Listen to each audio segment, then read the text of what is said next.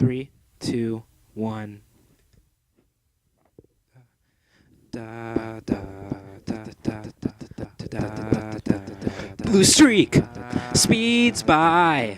Sonic the Hedgehog, too fast for the naked eye. Sonic the Hedgehog, Sonic, he can really move. Sonic, he's got an attitude. Sonic, he's the fastest thing alive. Look out when he storms through. Sonic the Hedgehog, don't doubt what he can do. Sonic the Hedgehog, Sonic, he can really move. Sonic, he's got an attitude. Sonic, he's the fastest thing alive. He's the fastest thing alive. He's the fastest thing alive. Now, I've been looking around on this just this small website for a while now. That's some good water. And I think I finally found it. The longest Sonic fanfiction. Just what we've all so desperately wanted. But you know what? At 2 million words, you gotta.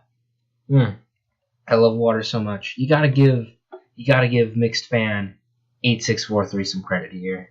You know what? I'm gonna be doing that today. You know why? Because I'm gonna read it all 227 chapters. I'm gonna do it all. So I think it's time we start at the beginning. Prologue. A battle's beginning. Mobius, the home planet of the weird and wonderful Mobian race. The Mobians all ranged in various forms and colors, from pink echidnas to green hedgehogs. Mobius was a very beautiful planet, too, with its fair share of large cities and countryside. This planet was ruled by the Acorn family, who lived in the majestic-looking Castle Acorn. The Acorn family consisted of 3 squirrels named King Maximilian and Queen Alicia and their daughter, Princess Sally. The Acorns had a lady-in-waiting named Nicole, who was a lynx in a purple toga and Sally's best friend. They ruled Mobius with pride and justice and fought to keep the world under tight organization in order to prevent world chaos.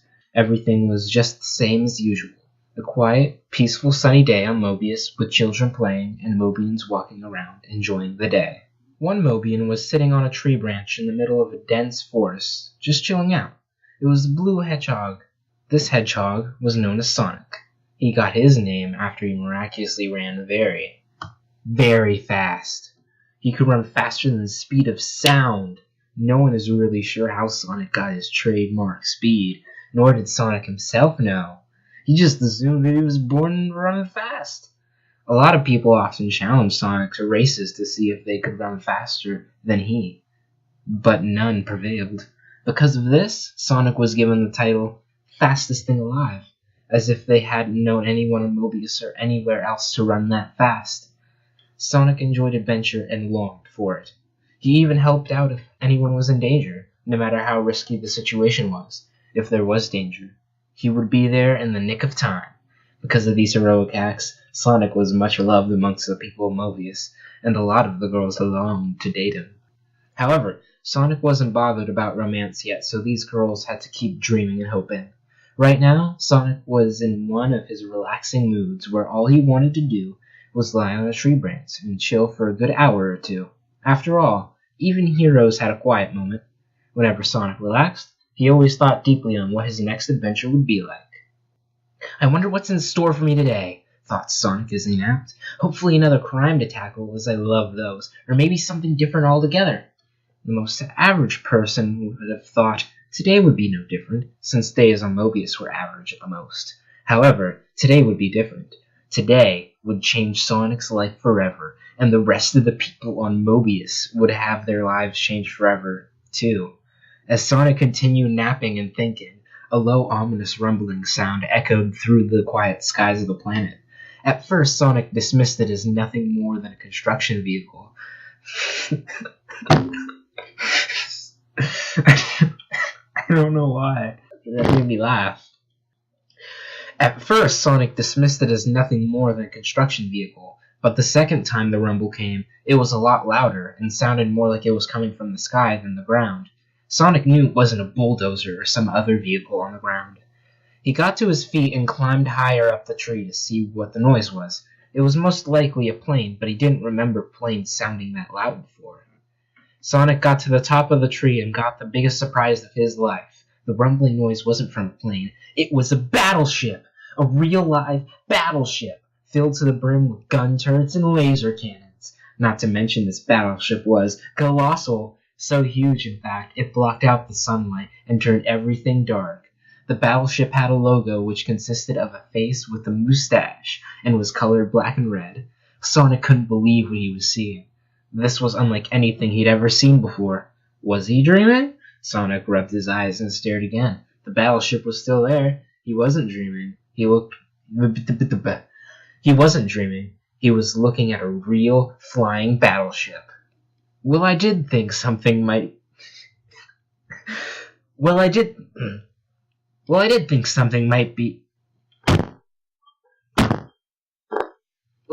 think something different might be in store for me today, gasped Sonic. I just hope whoever owns that thing doesn't mean us any harm. Unfortunately, it did. The battleship slowly hovered over the fantastic city of Mobotropolis, aimed its many cannons at the city below it, and opened fire. Pew, pew, pew! The sky rained with laser bolts and cannon blasts, and buildings were destroyed the moment the blasts hit. Rubble rained down on the frightened citizens as they fled for their lives. Sonic couldn't believe his eyes. The battleship just opened fire on Mobotropolis. What was it doing? Why was it doing this? Why am I doing this? What happened? What had the people of Mobius done to tick the owner off so badly? Well, Sonic needed to stop the battleship's terror before it harmed or even killed anyone. Sonic leapt out of the tree and picked up speed. He ran like a lightning bolt through the meadows as he headed to Mobotropolis. The battleship continued to fire on the impressive city, knocking down buildings and causing citizens to flee. At Castle Acorn, Sally noticed the danger and almost fainted with shock. Nicole came in and noticed Sally's frightened state. Anything wrong, Sally? Look outside, gasped Sally. Nicole peered through the window and got the same shock as Sally. The battleship was still firing at the city of Mobotropolis, but it was also coming towards Castle Acorn, slowly but steadily. Was it going to attack the castle too? Sally, we should get into the safety bunker before that thing shoots us, yelped Nicole, preparing to run. Unfortunately, Sally couldn't move. She was frozen with fear. Nicole grabbed hold of Sally's arm and tried to pull her away, but the battleship stopped right outside Castle Acorn and fired at the tower Sally and Nicole were in. Luckily, only one of the walls crumpled to bits and no one was hurt. Then a ramp telescoped out from the nose of the huge vessel and stopped at the floor of the castle. Down the ramp came a funny-looking robot with 2 wheels as legs, a pointed head, and an upper-class expression on his face. Well, how do you do, sir? The robot's body was painted to look like it was wearing a tuxedo and a bow tie. The robot stopped in from Sally and Nicole and pulled out a scroll from a compartment in its side, and unfolded the scroll and read aloud from it. Attention, Queen of Mobius! The robot's voice was that of a stereotypical posh gentleman. You are to come aboard by order of Dr. Eggman, or we will use brute force on you all. I'm not the queen, said Sally. I'm a princess, and even if I was the queen, I will not come with you for any reason. The robot stared coldly. The robot stared at her coldly and put away the scroll. Slowly. Fine, then I guess my master will have to deal with you, you royal brat. I am so sorry, folks, I forgot to do the accent. Fine, then I guess my master will have to deal with you, you royal brat, it said darkly. Just as he finished that sentence, the sound of feet pitter-pattering on the ramp followed. This time, it wasn't a robot, it was a human, a species unfamiliar to the Mobians. The human was tall and fat. He wore a red outfit with yellow squares on it, black trousers with what looked like screw heads on the sides of his shoes, and white gloves. He also wore glasses and had a thick, bushy mustache. Bushy.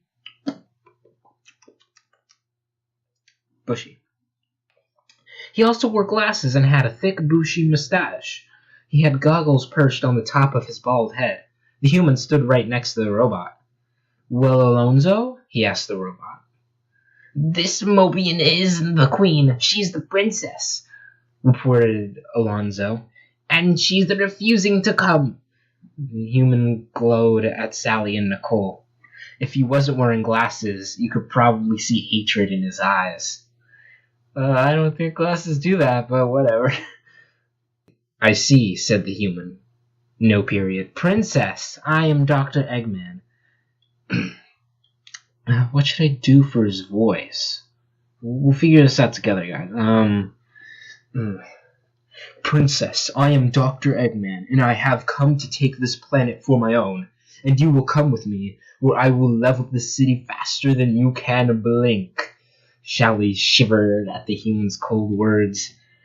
"I'm going to give you 5 seconds to decide if you're coming aboard, or if I'm destroying this city below me," warned Eggman, holding his hand up. 5, down one finger. 4, down with another finger. 3, Sally. I love this voice. Sally didn't know what to do. She knew instantly that Eggman could be trouble. We'll give you that idea, Sally. But she couldn't let him destroy her parents' kingdom. She had to do something to save her people, and she knew what had to be done. 2, said Eggman as he put his 3rd finger down. He almost choked on that one, I can tell you. 1, wait! Sally cried. "I'll come with you." "Sally?" gasped Nicole. "You can't! Don't go!" Sally turned to face her friend sadly. "I have to do this for the sake of my people," said Sally. "I'll be fine. I promise." Nicole had doubts, since she didn't like the look of Eggman one little bit, but she always knew that Sally knew what she was doing, even in helpless situations like this. Sally turned back to Dr. Eggman, who was smiling at her evilly. What does that even look like? You just have fun with that? Okay. "I'll come on one condition," said Sally. "If I come, no one gets hurt. If you refuse, I won't come." "You have the word of Dr. Ivo. It has robot in it. Even I know this. I'm just gonna fix it. You have the word of Dr. Ivo Robotnik that not a single soul on the ground will get harmed," said Dr. Eggman. "Now let's go, Princess." Eggman and Alonzo turned around and walked back up the boarding ramp of the battleship with Sally following them reluctantly. Sally looked back at Nicole. A small tear trickled out her eye and down her cheek. Nicole waved goodbye at her, fighting back tears as she boarded the battleship with Eggman and Alonzo. The boarding ramp telescoped back into the ship, and the ship turned slowly away from Castle Acorn. Nicole couldn't take it anymore. She had to get help. Just before she could leave the room, the door flung open, and Sonic appeared! "Yo, Nicole, what's the drama?" asked Sonic, surveying the destroyed room. "The battleship attacked the castle, and the person who owns it is taking Princess Sally!" cried Nicole. Tears flowed down her face.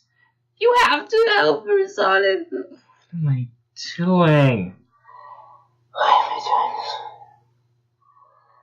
Just 200 more chapters, and you'll be fine."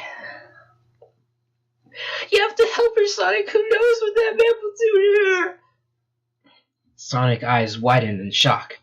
If there was one thing he hated, it was looking slow, and the fact that he got there the moment Sally got kidnapped was unforgivable. "Don't you worry, Nicole. I'm going to save the princess and teach that guy some manners," said Sonic. "Be careful out there," said Nicole. "I'll be fine," assured Sonic.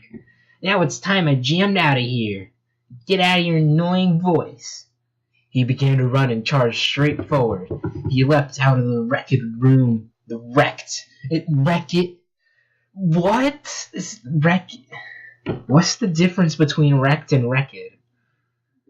It'd be spelled the same, right? Okay. He leapt out of the wrecked room and straight towards the battleship, which had almost finished turning around to leave. If Sonic missed this, he would get jet fumes in the face. Luckily, though, Sonic just managed to catch the tip of one of the wings with his hands. Sonic fought to hold on as the ship finished turning and began to activate its jet engines. The ship began to zoom away from Castle Acorn and right over the semi-wrecked city of Mobotropolis. Keep saying wrecked. Sonic scrambled onto the wing and held on tight as he tried to figure out a way in. I'm not going to let the psycho who owns this battleship harm the princess or anyone else, said Sonic with great determination. I'll save everyone. On board the colossal battleship, Sally was sitting in a chair, thick steel cuffs wrapped around her wrists to keep her to the chair. Alonso circled her slowly, observing every inch of her body. That is written very poorly. Then he stopped in front of her and smirked. Not much of a princess, are you? Sneered Alonso. I thought princess wore fancier outfits than that. Oh, shut up, snapped Sally with a male voice. At least my outfit isn't painted on like yours is. Alonso fumed with anger. Of course my outfit's painted on, he snapped. I'm a robot. Robots don't wear clothes of any kind. Well, I guess my armor could count as an outfit of sorts. That was all ended in laughter. He was interrupted by the sound of a door opening. It was only Dr. Eggman. He walked into the room with an evil smirk on his mustachio... What? Mustachioed face. He walked into the room with an evil smirk on his mustachioed face. He stared evilly at his captive Mobian, restrained to a chair and helpless looking. Sally tried to hide her fear by keeping a straight face as she looked at Eggman. So, what did you want with me or my mother? Asked Sally. I hoped you would ask, said Dr. Eggman, because I have an easy answer for you. The people on this animal-inhabited planet care a lot for their king and queen, do they? Sally wasn't sure if she should answer, but she did with a nod of the head. So if I have you, then all the citizens will get desperate to have you back, especially your parents, purred Dr. Eggman. So I'll exchange you for the planet. I'm a hostage and I'm being used for blackmail too? Shrieked Sally. How could you? How could you? I only want a place to build my dream Eggman empire, replied Dr. Eggman, and I couldn't conquer my home planet because their forces are too strong, so I went out into space looking for a weaker planet to target, and this seems like the perfect one. You think Mobius is weak because we're all animals? Said Sally. Didn't anyone ever tell you to never judge a book by its cover? This isn't a planet, not a book, so how can we judge a book by its cover if it isn't the book? Said Alonso, scratching his metal-pointed head. Dr. Eggman clopped him round the head, causing it to spin around faster than a roundabout. Alonso's head stopped spinning, but his eyes didn't. It's a term of phrase, you incompetent piece of titanium, snarled Dr. Eggman, and I thought I perfected you in the grammar department. Alonso's eyes finally stopped spinning, and the poor servant fainted. We may look weak, but we're stronger than you think, said Sally Acorn bravely. We won't surrender to you. Dr. Eggman stared at Sally with a scowl on his face. He adjusted his glasses and turned away from her. He put his hands behind his back. I'm pretty sure they will, said Eggman, his voice all soft and dangerous sound. The soft and dangerous sounding voice together. I'm pretty sure they will. Sally swallowed a lump in her throat. This man was very creepy. There was no denying it. And what if this man's plan to take over Mobius succeeded? The planet would have a very dark future indeed. Sonic, where are you? Sally whispered under her breath. Sonic is just a dude who runs for fun. He's a hero for fun. Why is she hoping for him? Do they have like a history or? But let's flash forward to Sonic. Sonic had finally managed to climb across the ring he had grabbed hold of and began to climb up the ship's hull. This ship was a lot bigger up close and Sonic knew it, but no ship of any size was bigger than Sonic's determination to save Mobius from disaster. The battleship had left the smoking city behind and was just hovering over a nearby field. Well, I guess he didn't save everybody. Sonic looked over his shoulder to see the damages done to Mobotropolis. The city looked like an earthquake had gone straight down the middle of it. Buildings had crumbled into pieces, and the roads were cracked so much that they might cave in if any more damage was done to them. Seeing all this made Sonic furious. Mobotropolis was his home city, after all. Sonic turned his attention back to the ship. He was almost on top of the huge vessel.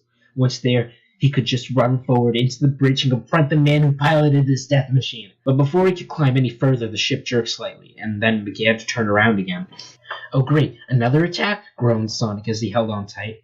The ship turned around 180 degrees, so it was facing Mobotropolis once again. However, it didn't make any attempts to move forward or attack. Instead, it just remained where it was. Instead, it just remained where it was. Then a huge Then, why am I messing up so much? Should be easy. I guess I gotta give my respects to voice actors now. Instead, it just remained where it was. Then, a huge holographic picture emerged out of a window from the bridge tower. The picture showed Dr. Eggman. All the Mobians in Mobotropolis stared in fear at the huge image. Oh, he's hideous! Look at him, he's so ugly! Attention, citizens of Mobius, Eggman's voice boomed out from the image. I am not that ugly, I assure you. And I am Dr. Eggman, and I have come to take this planet for my own. The city echoed with a chorus of snickers, especially from Sonic. Dr. Eggman? What kind of a name is that? Shut up! No, it really says. The city echoed with a chorus of gasping, especially from Sonic. And if you furry freaks don't do as I ask, said Eggman, then you'll never see your precious princess again. He stepped to the side to show Sally restrained. I'm getting some serious, I don't know if it was actually in the movie or not, but I'm getting some serious Megamind vibes. Like, you could just see, what is it, Megamind stepping to the side to show the one girl in the beginning scene, you know? When he's up against the hero dude. I can just see him doing that. He steps to the side, and the hero is like, Cheyenne, or whoever it is. And that's, you're being pretty negative there, Eggman. Furry freaks are not. Furries are people too. Okay. He stepped to the side to show Sally restrained in a chair, and Alonzo was pointing a gun at her. He didn't look very happy having to do so. Mobotropolis was filled with even louder gasping from before. I'll give you the princess back if you surrender your world to me, said Dr. Eggman. I'll give you 10 minutes to decide. If you don't surrender Mobius to me, I'll lay siege to the whole city and wipe you all out. Then he cackled a loud, demented cackle. The image switched off. The crowd of Mobians murmured to one another, wondering what they should do. Nicole saw the whole thing from the wrecked tower she stood in. Her stomach was filled with worry, so much she thought she'd burst. And she just does burst right there in the middle of the rubble. Nicole, where'd you go? Ah! As for Sonic, he was filled with more determination than before after Eggman's testimony. So he wants to conquer the world, does he? Muttered Sonic. Well, I'm not going to let him. Sonic got to his feet and eyed the bridge tower. Sonic began to spin into a spin dash and prepared to launch himself at the bridge where he would have a showdown with that creep Eggman. Meanwhile, Eggman began pacing back and forth, waiting for someone to speak up. Sally just sat where she was, praying for something good to happen. Alonzo just stood where he was, watching Eggman pace back and forth constantly. Finally, after one whole minute, Eggman got cross. How long does it take to make a decision? He groaned. The princess made hers in 5 seconds, so it shouldn't take those fools on the ground a full 10 minutes to decide what happens. Punches like a can or something, and he hurts his hand. I could see him doing that. You forgot, master, said Alonzo. Decisions can take a lot of time, you know, especially if it's something like this. I love how I'm like morphing Alonzo's accent over time. I just gotta figure out how to polish it. I didn't ask for your opinion, you stuck-up server bot! Roared Eggman. Now be quiet unless I give you permission to speak. Yes, master. grumbled Alonzo. And it's in the same, like, kind of shot as, like, that Igor movie. Anybody see that Igor movie? I liked it. Had some jazz in it. You like jazz? You can't do this, said Sally bravely. I won't let you take over our homeworld. And who's gonna stop me? Taunted Eggman. Some imaginary hero you made up? Yes, my Sonic OC! Then suddenly, one of the windows behind him shattered, and the sound of shattering glass screamed in his ears. Psh! Glass flew everywhere, narrowly missing Sally and Eggman. Eggman turned around sharply to see what had happened. There stood a blue hedgehog, with a scowl and a smirk on his face. This was Bonnick. Bonnick the Hedgehog. I'm not sure about imaginary, but I'm a hero, you can be sure of that, said Sonic. I should have added a pause. How dare you break my master's windows, yelled Alonzo. I spent ages cleaning those. He loves to see his lovely face in them.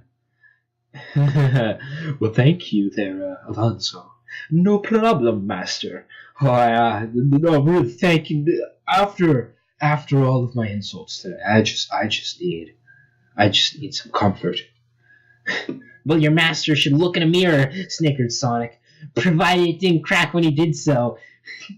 Sally Acorn beamed with relief to see Sonic the Hedgehog, hero of Mobius, there to help at last. How dare you say that to me? Dr. Eggman replied. Alonzo, he's not telling the truth, is he? No, master. He would never tell the truth to you, I would think. Oh, thank you, Alonzo. I was worried he thought, that I was ugly or something. Yeah, no, you're perfectly fine, master. Well, thank you. Who are you? Demanded Dr. Eggman. I'm Sonic the Hedgehog, introduced Sonic. And I'm the hero of this planet, and I'm going to save the princess and put an end to your plans for world domination. Eggman cackled like a demented Santa Claus. Ho, ho, ho! Ho, ho, ho, ho, ho! How do you think you're going to stop me then? He jeered. Like this? Cried Sonic, spinning into a ball. Oh no. He spin-dashed straight into Dr. Eggman's stomach. Plow! Eggman gasped as all the air in his body escaped his lungs, and he was flung back like a tossed stone. Eggman crashed into the wall and gasped violently. Alonzo got very mad at the charge that Sonic, doing a very bad-sounding roar as he did so. That's what I imagine that he does. Sonic smirked at Alonzo and spin-dashed him as well, but since Alonzo was a robot, he smashed into pieces. Whoa, this just got serious real fast. Alonzo's body parts littered the floor. Whoa, this got graphic. Man, that would be a fun image to see. Like it's a dark room, you see all the robot parts on the floor. Sonic's like standing up above it with like a dark shade over his eyes, and he's like, "That's what you get, Alonzo. You son of a screwdriver and a hammer. I don't know, robot materials. You got made from, I can't think of any bad robot things right now." The servant bot grumbled to himself, but Sonic just laughed at him. "Oh, you're still alive! Is that all you've got, Eggman?" he jeered. "I've seen robots in movies better than this." Dr. Eggman got to his feet and growled loudly. Grr, grr, grr, grr. He pulled out a remote device and pressed the blue button on it. 2 doors opened, and out of these doors marched 10 robots. 10! These robots had spiked heads, chicken walker legs, and guns instead of hands. They had 2 laser cannons that acted as tails, and they were all red in color with yellow reptilian eyes. They surrounded Sonic and Sally and aimed their weapons at the two. Their guns clicked loudly as they reloaded themselves. Why did they need to reload Their guns clicked loudly as they reloaded themselves. "If you don't leave now, Sonic, I will have to destroy you and the princess," threatened Eggman. "And you don't want that to happen, do you?" "If you don't leave now, Sonic, I will have to destroy you and the princess," threatened Eggman. "And you don't want that to happen, do you?" Sonic just gave Eggman a calm smirk. "That's a little better, but still no contest," said Sonic smoothly. "Now I'm going to show you why I'm called Sonic." I just assumed that your parents named you Sonic." No, it's just a bad nickname. Just a single tear rolls down his eyes. Sonic got into a position ready to run. Then, before anyone could do anything, Sonic took off. Pew! As Sonic ran, he charged into all the robots at the speed of a bullet, destroying each of them as he hit them. Pew, pew, pew, pew, pew. Dr. Eggman just stood there with his mouth wide open. Alonso had just put himself back together, but Sonic ran into him and destroyed him again. Ah, Nars.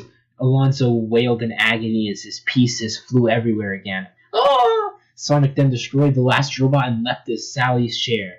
He snapped the cuffs around Sally's wrist, scooped her up, and zipped towards the control pad. Dr. Eggman tried to leap at him, but Sonic was obviously too fast for him.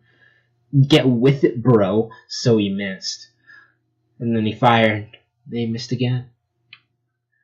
And they fired. And he missed again. Sonic hit the control pad with his feet and put a horrible dent in it. Some of the buttons had broken and the control panel cracked a little.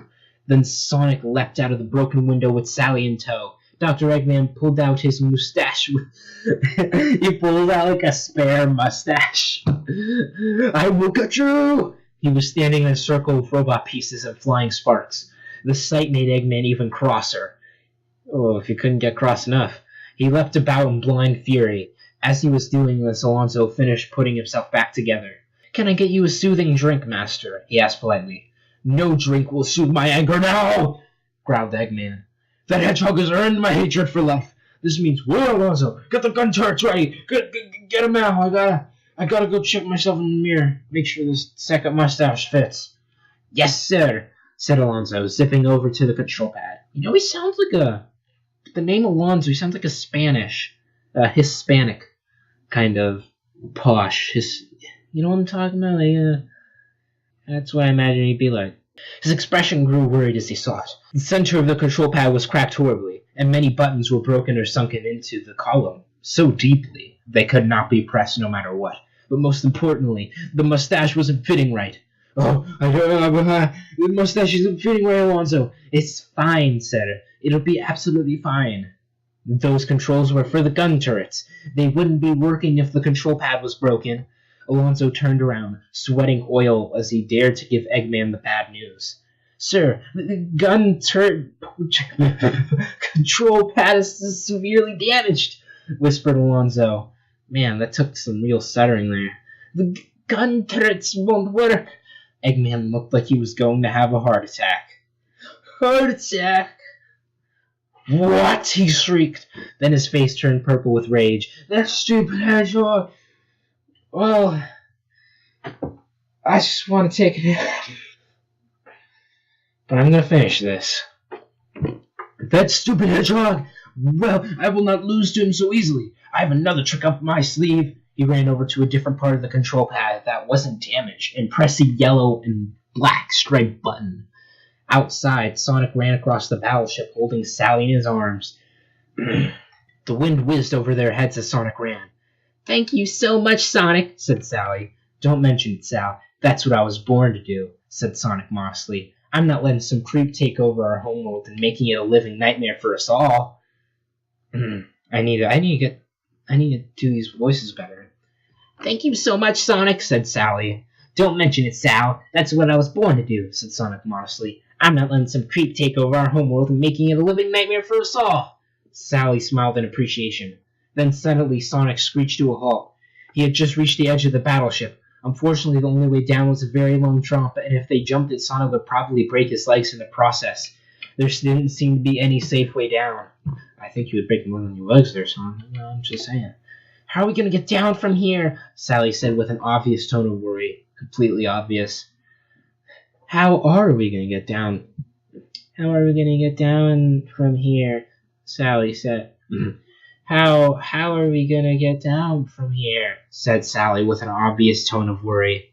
I have no idea, said Sonic. I don't want to risk a jump like that either. We're too high up.